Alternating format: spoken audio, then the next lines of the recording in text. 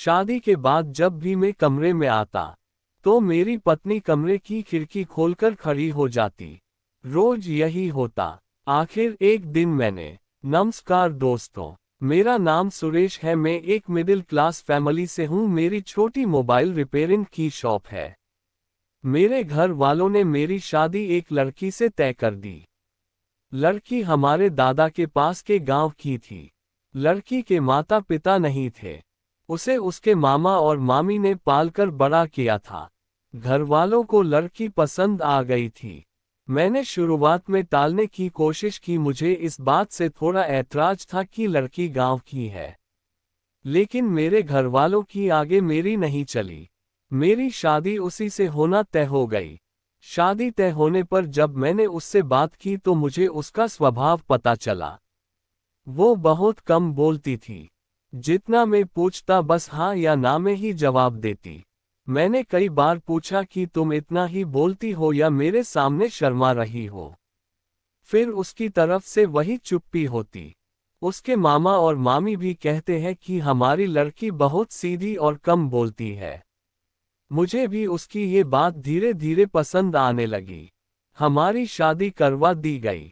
शादी अच्छे से हो गई थी। शादी के बाद सुहागरात का समय आ गया। मैं अब अपने जीवन की एक नई शुरुआत करने जा रहा था, जिसके लिए मेरे मन में कई विचार थे।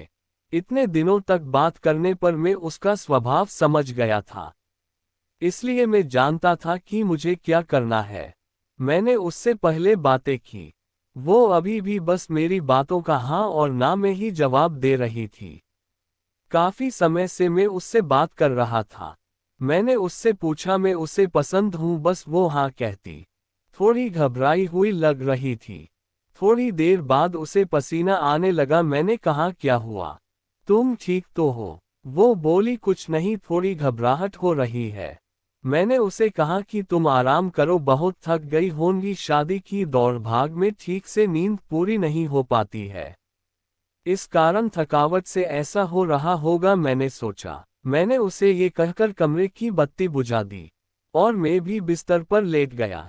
मैंने उसका हाथ पकड़ा। वो घबराहट के मारे कांपने लगी थी और पसीना तेज हो गया था। वो उठकर बिस्तर पर बैठ गई। मैंने कमरे की बत्ती ऑन की। उसकी हालत खराब थी। मैंने पूछा क्या हुआ, कुछ दवाई लेकर आना है? उसके इस तरह से बर्ताव करने पर मैं भी थोड़ा डर गया था। कमरे में एक खिड़की थी जिसको खोलने पर बाहर की रोड की लाइट हमारे कमरे में आती थी। वो खिड़की के पास हवा लेने को खड़ी हो गई। वो वही खड़ी रही। मुझे कहा कि आप सो जाओ, मैं ठीक हूँ। मैं थोड़ी देर बाद सो गया। सुबह जब मैं उठा तो वो कमरे में नहीं थी। वो घर का काम कर रही थी। उसकी तबीयत अब अच्छी ही लग रही थी, इसलिए मैंने फिर रात का जिक्र नहीं किया। अगली रात फिर मैं कमरे में गया तो उसने पहले ही खिड़की को खोल रखा था। मैंने उससे पूछा अब ठीक हो? उसने सिर्फ सर हिलाकर जवाब दिया। कमरे में आते ही उसका चेहरा बदलने लगता था। एक अजीब सी घबराहट उसके चेहरे पर आ जाती थी। उससे कुछ पूछता वो कहीं और ही देखती, कुछ ही सोचती रहती। उस रात भी मैंने कहा कि तुम्हारी तबीयत ठीक नहीं लग रही है, तुम आराम करो। मैंने फिर कमरे की बत्ती बुझाई और बेड की और आया तो उसने खिड़की खोल ली और उसके पास खड़ी हो गई। मैंने अब उसे कुछ नहीं कहा। मैं अपने बेड पर सो गया। मुझे अब लगने लगा कि सब कुछ ठीक नहीं है, कुछ बात है जो ये छिपा रही है। रात में घबराने वाली लड़की सुबह ठीक लगती थी। सुबह उसके चेहरे पर कोई घबराहट नहीं होती। शाम को 1 बजे में खाना खा रहा था, अंधेरा हो गया था। मम्मी ने उससे कहा कि छत पर से कपड़े लाना भूल गई तू ले। वो कपड़े लाने सीढ़ियों से छत पर गई, लेकिन करीब आधा घंटा हो गया था और वो नीचे नहीं आई। मम्मी ने नीचे से आवाज भी लगाई लेकिन वो नहीं आई। मेरे खाने के बाद मम्मी ने मुझे कहा कि जा तू देखकर आ। मैं सीढ़ियों पर गया तो वो सीढ़ियों पर ही बैठी थी और उसके चेहरे पर वही घबराहट। मैंने सीढ़ियों की लाइट ऑन की। लाइट ऑन होते ही जैसे वो नींद से जग गई हो। मैंने उसे पूछा कि तुम यहाँ क्यों बैठी हो? वो कुछ नहीं बोल पाई। उसके माथे पर रात जैसा ही पसीना था। वो वहां से चली। अब मैं समझ गया था कि बात क्या है, लेकिन उसकी वजह मुझे नहीं मालूम थी। उस रात मैं कमरे में गया और जाते ही मैंने सबसे पहले अपने कमरे की खिड़की को बंद किया। वो वही कमरे में थी, रोज की तरह घबराई सी। पर आज मैंने कुछ और ही सोच रखा था। थोड़ी देर बाद मैंने कमरे की बत्ती बंद की और मैं बत्ती बंद करके उसके पास गया। मैंने जैसे ही उसे हाथ लगाया वो थोड़ा कांप रही थी, रोज की तरह पसीना छूटने लगा। अब मैंने उसका हाथ और जोर से पकड़ा लेकिन उसका कांपना और पसीना बहना चलता रहा। तब मैंने उसे कहा कि क्या हुआ, तुम ठीक हो? वो अचानक बोली, मेरी तबीयत बिगड़ रही है, पानी। मैंने बत्ती चालू करके उसे पानी दिया। रोज रात की यही कहानी थी। अब मैंने उससे पूछ ही लिया कि मैं जानता हूं कि कुछ बात है जो तुम मुझसे छिपा रही हो, लेकिन क्या बात है मुझे बताओ। मुझे पता है लेकिन मैं तुम्हारे मुंह से सुनना चाहता हूं और उसकी वजह जानना चाहता हूं। वो पहले ही कम बोलती थी, ऊपर से डरी हुई थी तो वैसे ही उसकी आवाज नहीं निकलती थी। मैंने उससे प्यार से पूछा, क्या कुछ हुआ है? कुछ ऐसी बात है जो बता नहीं सकती? वो चुप रही। मैंने गुस्से में कहा कि ठीक है, कल तुम्हारे मामा से बात करता हूँ। मामा का नाम लेते ही वो घबरा गई और बोली, नहीं, मामा जी से मत पूछना। तब उसने बचपन की एक ऐसी घटना के बारे में बताया जो इन सब बातों की जड़ थी।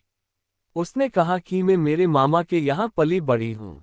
मेरा भाई और हम एक दिन बचपन में खेल रहे थे और खेलते वक्त में हमारे घर में कबाड़ में छिप गई। मेरे भाई और मामी को ये पता नहीं था। उसी समय जब भाई बाहर दौड़ा मुझे ढूंढने के लिए तो वो गिर गया।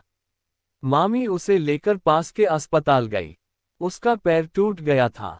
उसके पहले वो पैसे लेने अंदर आई तो कबाड़ का दरवाजा बाहर से लगा गई।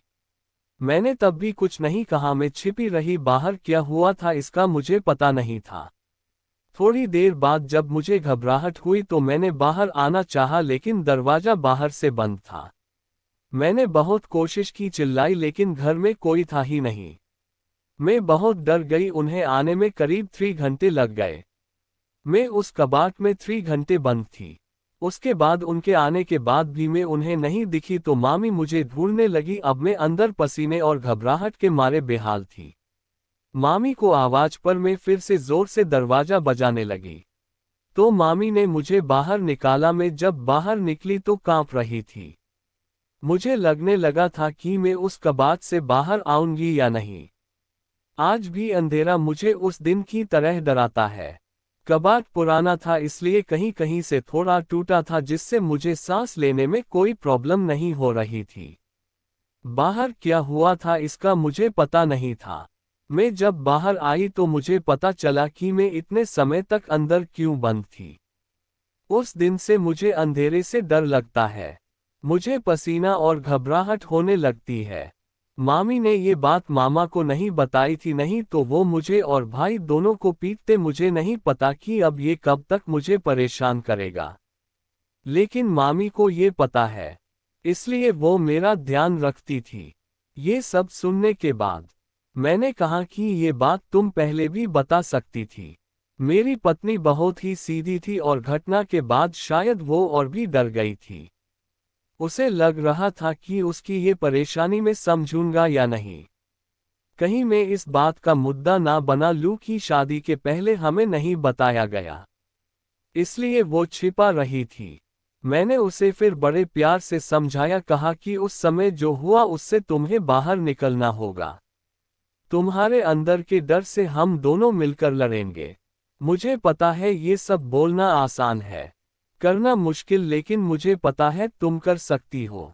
अब इस कमरे की बत्ती तब तक बंद नहीं होगी जब तक तुम उसे बंद ना करो, चाहे इसके लिए पूरी उम्र ही क्यों ना लग जाए। मैंने पहली बार उसके चेहरे पर वो मुस्कान देखी थी। लग रहा था कि उसका कोई बोझ उतर गया। अंधेरा अब मेरे होते उसे डरा नहीं सकता। मैं उसका हाथ पकड़े रहता हूँ। धीरे धीरे मैं उसके इस डर को निकालने की कोशिश कर रहा हूँ और बहुत हद तक मैं सफल भी हो रहा हूँ। ऐसी कोई भी बात नहीं है जो हल नहीं हो सकती। व्यक्ति को सिर्फ प्यार और विश्वास चाहिए। बड़ी से बड़ी बात को सुलझाया जा सकता है। आपको ये कहानी कैसी लगी हमें कमेंट कर जरूर बताएं। और इसी तरह की अच्छी कहानियां आप यहाँ पढ़ सकते हैं।